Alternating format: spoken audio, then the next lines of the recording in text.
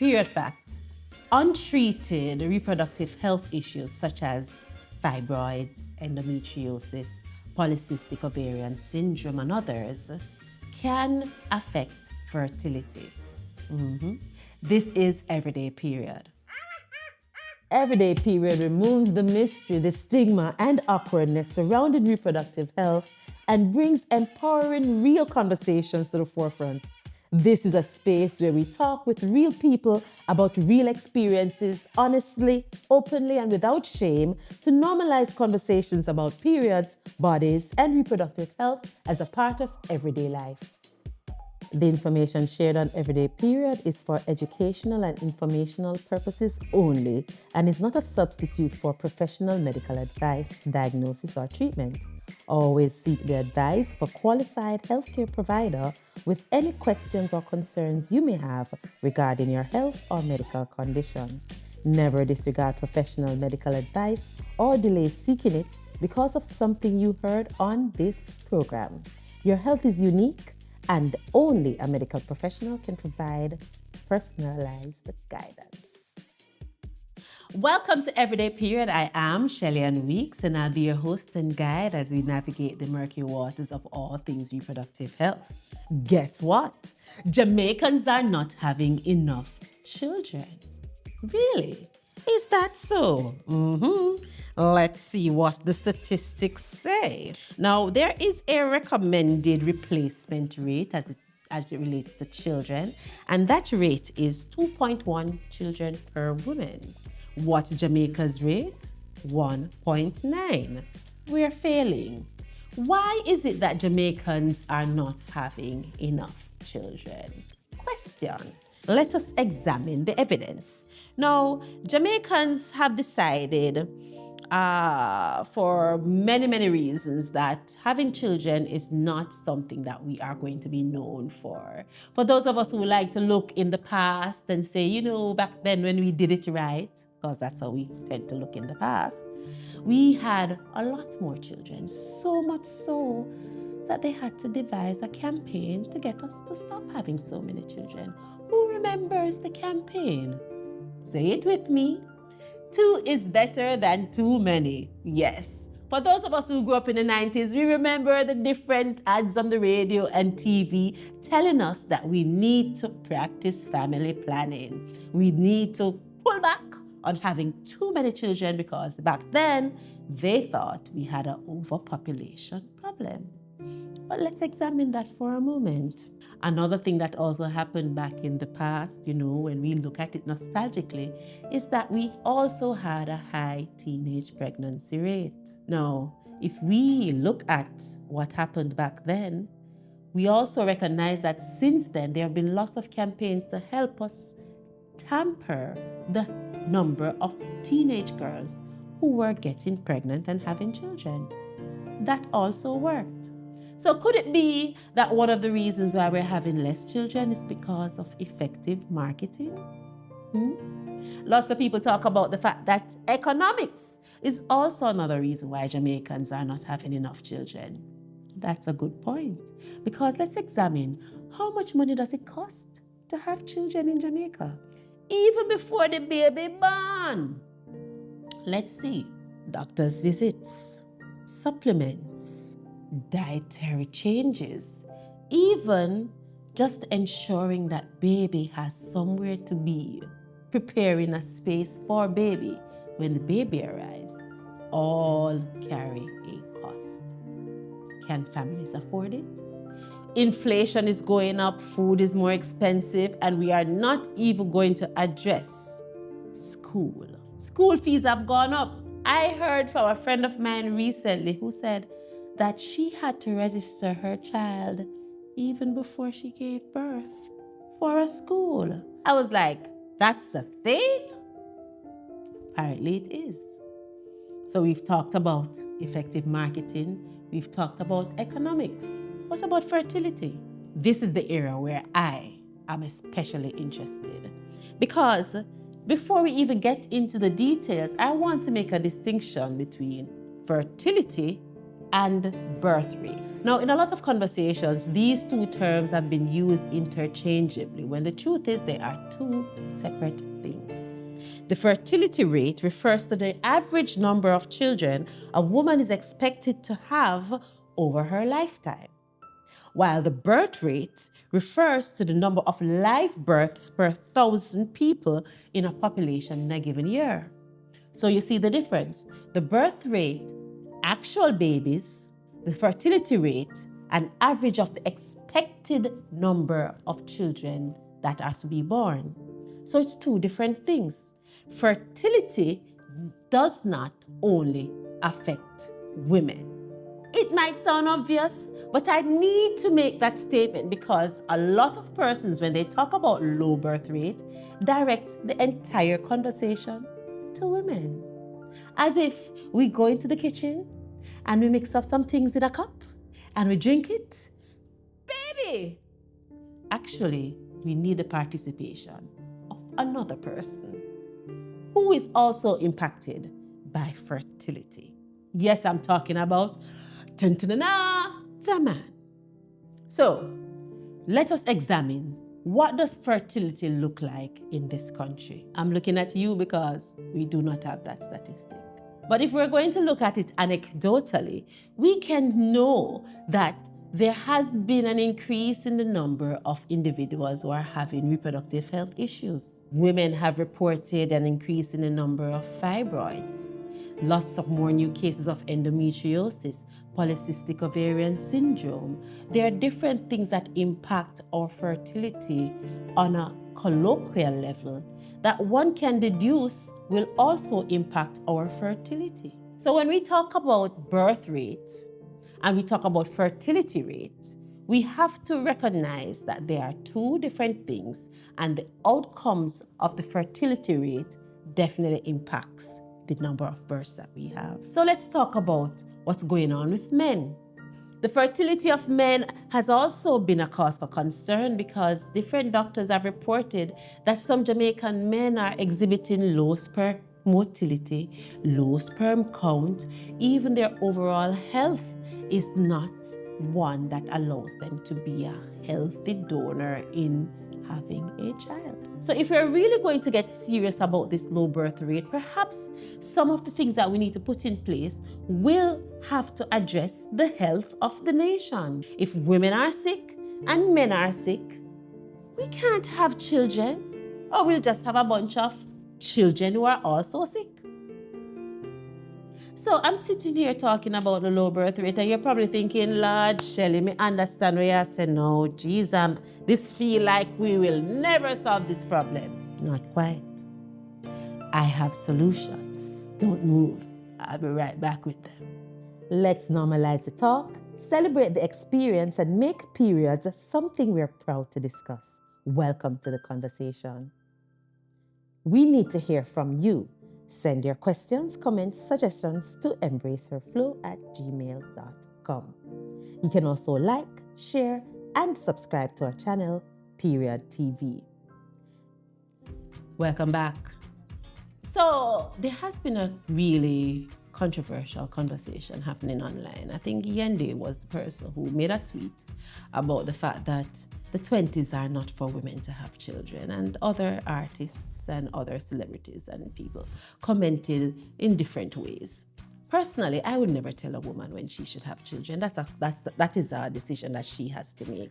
But what I will say is, if we look at the evidence, in the past, by the time a woman gets to 23, 24, she already had at least 2-3 children. Sometimes her first child is a teenage pregnancy. And so what we have now is modern women deciding to use their earlier years to take care of their careers and put themselves in a financial position that when they do decide to have children, that they will be able to take care of that child with or without the presence of the father. Now, I think if we are really going to be having a truthful conversation around the birth rate, we need to figure out how we can get parenting to be more responsible, more effective, and more cohesive.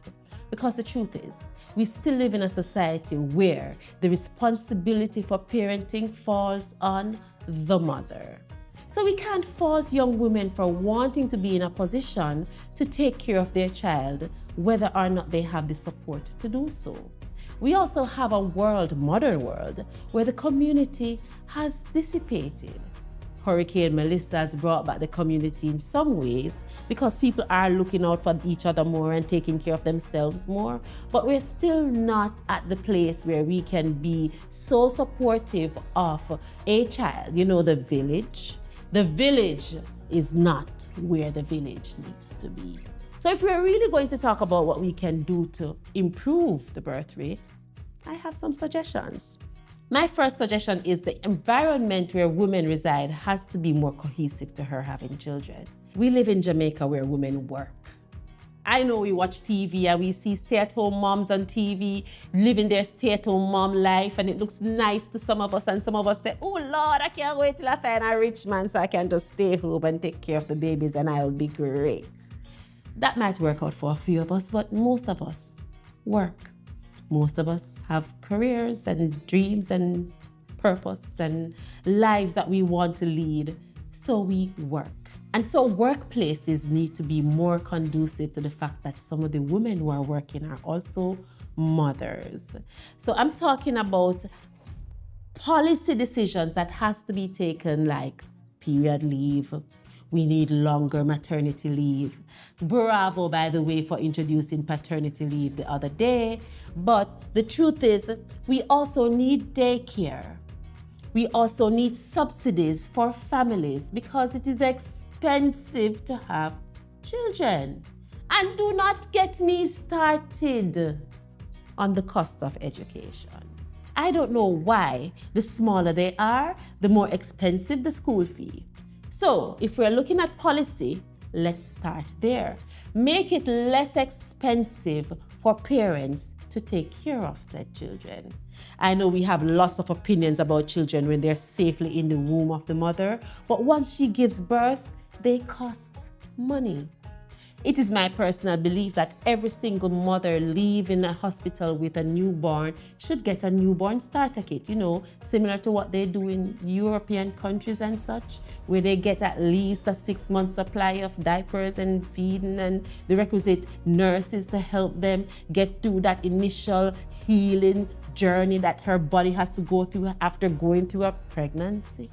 So if we're really going to be serious, we have to make the environment more conducive so the bodies that carry children can not just do so successfully in a healthy way, but they can also recover.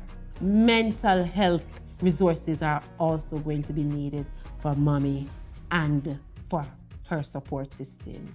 Daddy is going to be needed in the space as well. Another thing that we need parenting support.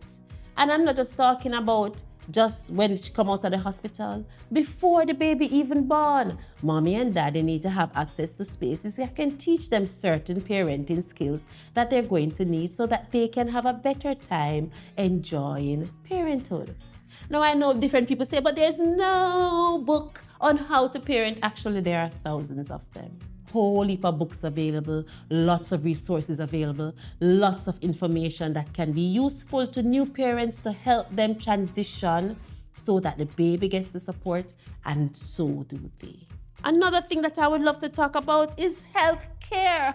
Let me pause right here so good and hold up myself. I'm not just talking about during pregnancy, talking about before pregnancy.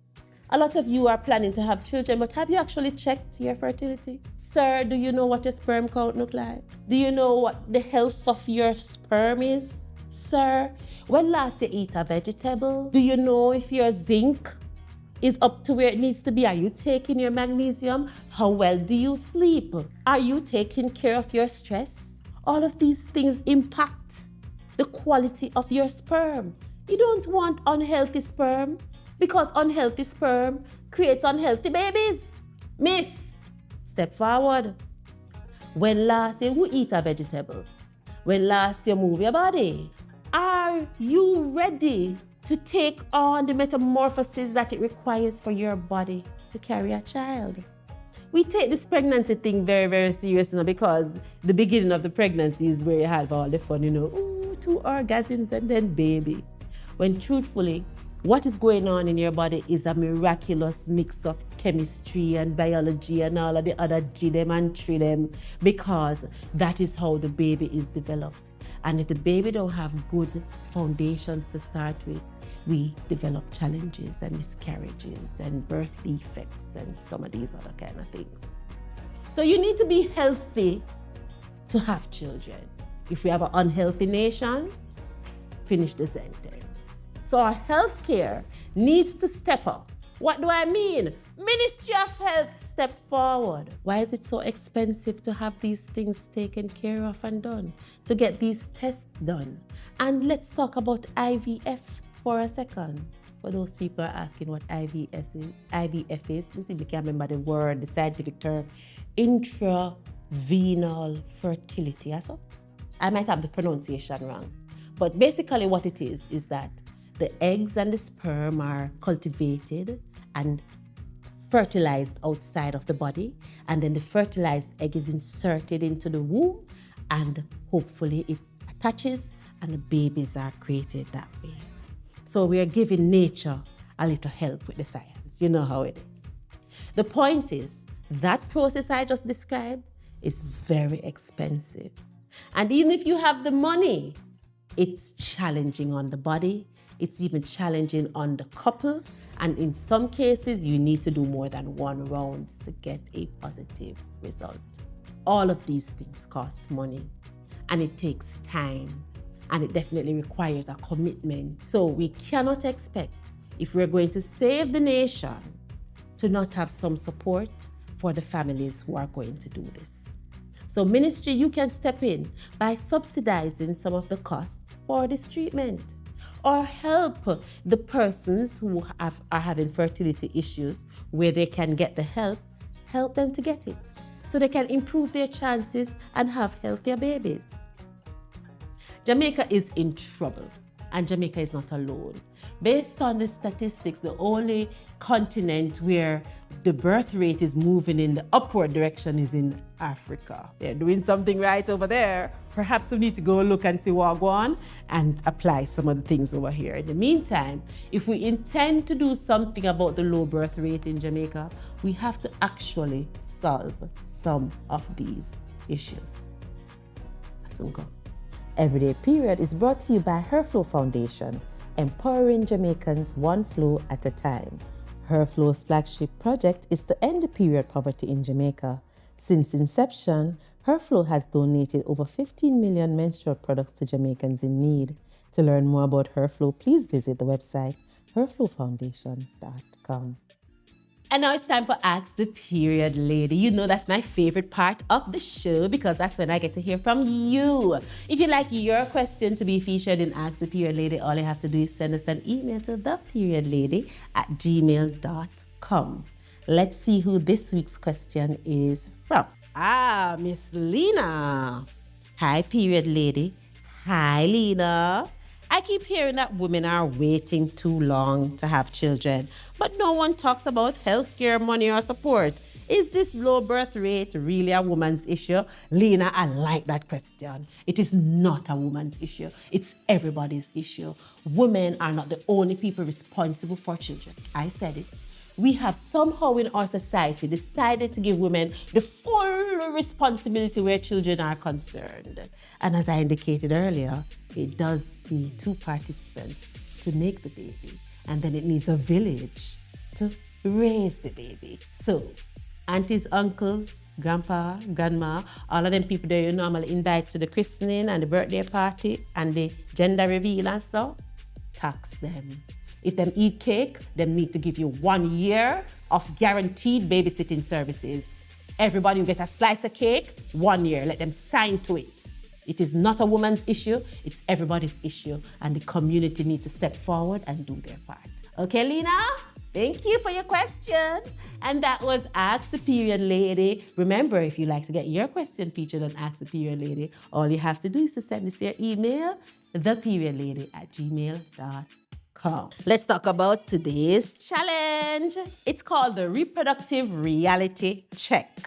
So, I want you to reflect on the factors influencing the low birth rate. Write them down. See what conclusions you come at. And as a matter of fact, you know what? Do a video about it and tag us. And make sure you use the hashtag everyday period check-ins. I can't wait to see what you create. I'm gonna leave it right there. And before I leave, I just want to remind you that reproductive health is not just about periods and pregnancies. It's about how we take care of ourselves, physically, mentally, emotionally, even socially. Remember, from puberty to menopause, reproductive health is a major part of our overall lifestyle. So take care of yourself and each other. And until I see you next time, remember to like, share, comment, and subscribe to our channel. Follow HerFlow on LinkedIn, TikTok, Facebook, and Instagram. And definitely visit our website, herflowfoundation.com. I want to say big ups to our production team, AP1 Digital Pro. I am Shelly-Ann. Until next time, take care. Walk good.